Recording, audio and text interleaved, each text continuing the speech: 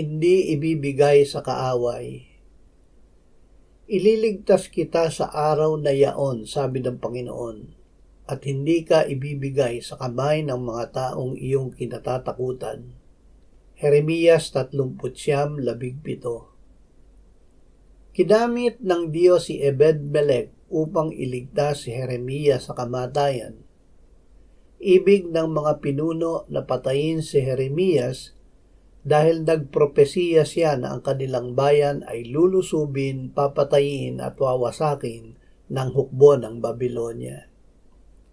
Kinatakutan ni Ebed-Melech ang mga taga-Babylonia, ngunit ipinangako sa kanya ng Diyos na siya ay ililigtas at hindi ibibigay ng Diyos sa mga taong kanyang kinatatakutan. Pinupuri ka namin, O Diyos. Salamat na kami ay binigyan ng iyong anak ng buhay na walang hanggan. Kami ay hindi mapapahamak dahil walang makakaagaw sa amin mula sa kamay mo at sa kamay ng iyong anak. Amen.